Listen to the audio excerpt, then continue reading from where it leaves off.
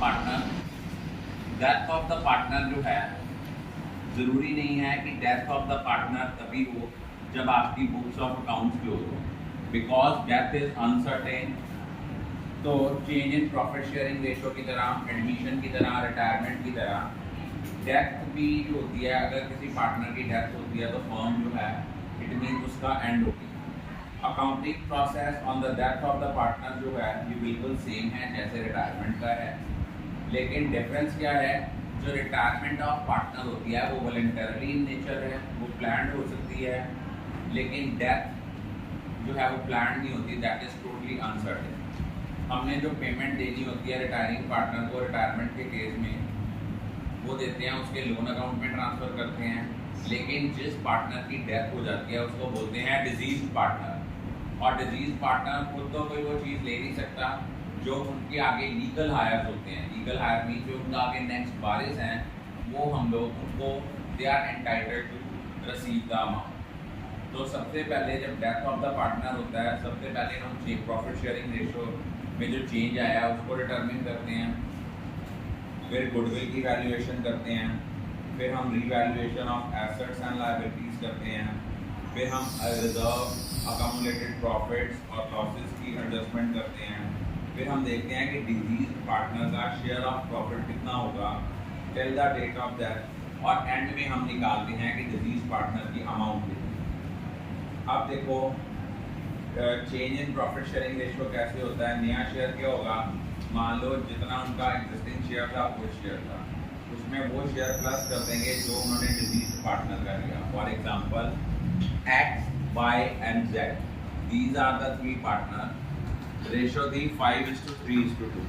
Suppose Y की death हो गई तो न्यू रेशो विल बिकम 5:2। या कई बार वो ये कह देता है कि जिस पार्टनर की डेथ हुई है उसके शेयर को वो इक्वली क्या कर रहे हैं, अक्वायर कर रहे हैं, मीन्स 5/10। इसमें 3/10 का हाफ किया, इट विल कम 3/20, एलसीएम आया 20, 10 + 3 ये आया 13/20। आगे दिया हुआ है 2/10 + 3/20, 4 + 3/20 that is 7/20। Then the new ratio will become 13:7। और गेनिंग रेशो क्या होती है, नए शेयर में से ओल्ड शेयर माइनस कर दो, you will get the gaining share.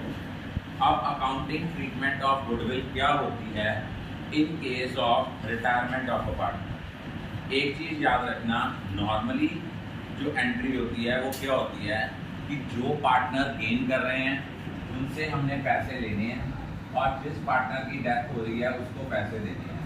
Entry होती है गेनिंग पार्टनर्स कैपिटल और करंट अकाउंट डेबिट टू, देना किसको है, डिजीज पार्टनर को, to disease partners capital account.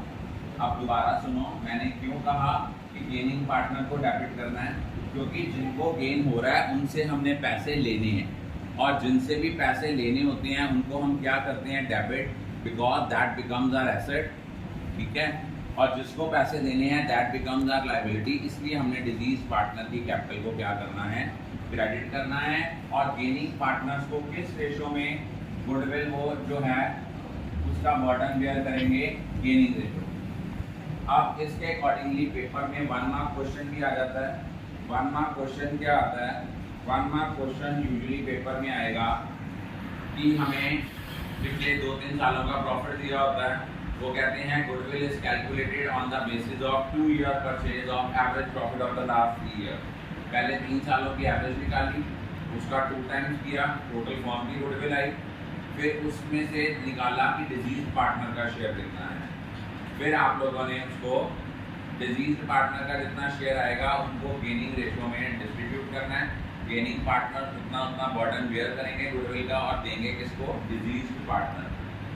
लेकिन अकाउंटिंग स्टैंडर्ड 26 कहता है, ये डील करता है इनटेंजिबल एसेट के साथ। ये कहता है जो सेल्फ जनरेटेड गुडविल है इनको बुक्स ऑफ अकाउंट्स में रिकॉर्ड नहीं करना, अगर कोई गुडविल ऑलरेडी अपेयर कर रही है उसको हमने राइट ऑफ करना है। कई बार हम गुडविल रेज करके भी राइट ऑफ करते हैं, जब रेज करते हैं एंट्री क्या होती है, goodwill account debit to old partners capital, old partners की कैपिटल में करते हैं, लेकिन इनमें रेशियो आती है, गुडविल जब रेज करते हैं रेशियो आती है ओल्ड, और जब गुडविल राइट ऑफ करते हैं तो रेशियो आती है न्यू। लेकिन अगर कोई गुडविल जो आपकी ऑलरेडी एग्जिस्टिंग गुडविल एग्जिस्ट कर रही है उसको अगर हम राइट ऑफ करते हैं तो ओल्ड रेशियो आती है। उसके बाद एसेट्स और लाइबिलिटीज को रीवैल्यू करते हैं और रीअसेस करते हैं। It is just like same as we do in the case of retirement, admission and change in PSR।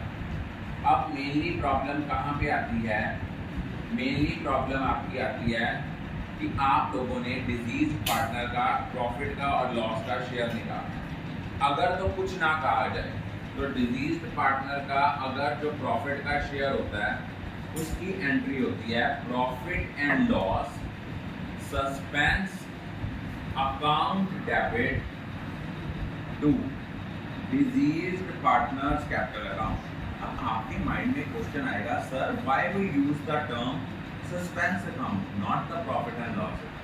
Because मान लो आपकी बुक्स ऑफ अकाउंट्स क्लोज होनी है 31 मार्च को और डेथ उसकी इन बिटवीन हो गई है, तो इस केस में हम लोग जो प्रॉफिट कैलकुलेट करते हैं वो हम एस्टिमेटेड प्रॉफिट कैलकुलेट करते हैं। That will be not the exact profit, that is why we use the term profit and loss suspense account. अगर प्रॉफिट होता है एंट्री आती है profit and loss suspense to deceased partner capital. अगर ये loss हो जाता, लॉस में हमने उनसे पैसे लेने हैं, डिजीज पार्टनर की कैपिटल को हम क्या करेंगे, डेबिट करेंगे।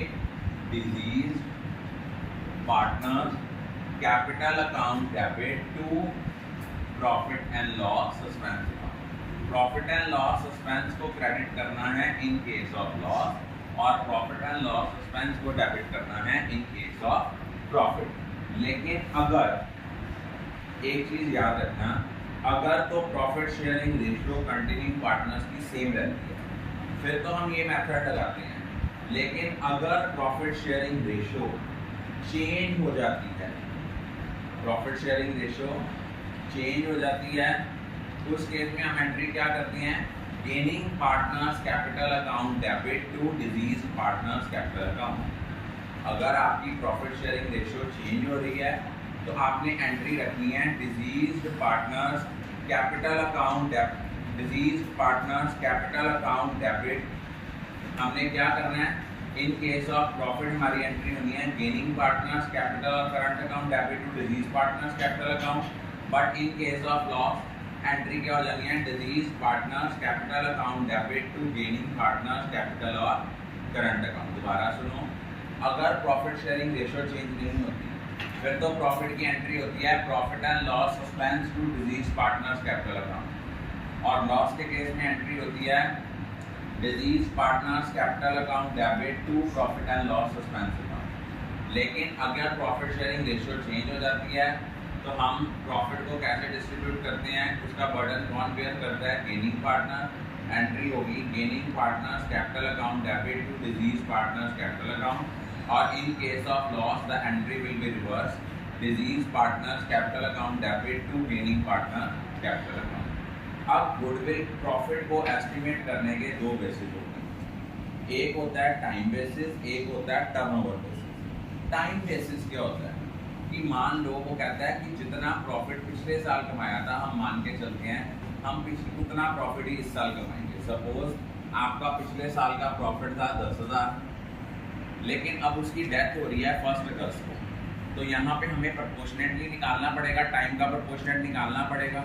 अगस्त को डेथ हो रही है तो उसका जो प्रॉफिट निकलेगा वो कितने मंथ्स के लिए निकलेगा, April, May, June, July, that will be for 4 months. 4 months निकाल के मान लो उसका जितना शेयर है वो निकाल लेंगे। ये होता है टाइम बेसिस। एक होता है टर्नओवर बेसिस। टर्नओवर बेसिस क्या होते हैं, टर्नओवर बेसिस मीन वो कहता है कि पिछले साल प्रॉफिट था 30,000, 3 लाख की सेल्स के पीछे, और इस बार हमारी सेल हुई है 1 लाख। इट मीन 30,000 प्रॉफिट था 3 लाख के पीछे। परसेंटेज निकाली तो वो निकली 10%। कैसे निकाली, प्रॉफिट ओवर सेल्स इनटू 100, ये आया 10%। अब इस साल सेल हुई है 1 लाख की, 1 लाख का 10% आया 10,000। अब यहाँ पे जो 10,000 आया इसका 4/12 नहीं करेंगे क्योंकि सेल ऑलरेडी जो है वो टाइम प्रोपोर्शनेट है। अब 10,000 का सीधा जितना उसका शेयर है डिलीज पार्टनर का 3/10 वो करेंगे। टाइम बेसिस पे हम क्या करते हैं, हम लोग पिछले पूरे साल का पहले प्रॉफिट निकालते हैं, फिर उसमें से देखते हैं till the date of death कितना प्रॉफिट बनता है इनटू डिसीज पार्टनरशिप। लेकिन टर्नओवर बेसिस पे हमने देखा पिछले साल प्रॉफिट इतना था, सेल्स इतनी थी, पहले उसकी परसेंटेज निकाली, फिर till the date of death जितनी टर्नओवर है उसके ऊपर वो परसेंटेज लगाई, जो अमाउंट आई उसका हमने टाइम प्रोपोर्शनेट नहीं करना, इनटू सीधा क्या कर देना है disease partner share of profit. ये दोनों में डिफरेंस है। ये 1 मार्क या 3 मार्क का क्वेश्चन सेपरेटली भी पेपर में आता है। I think all of you are clear about it.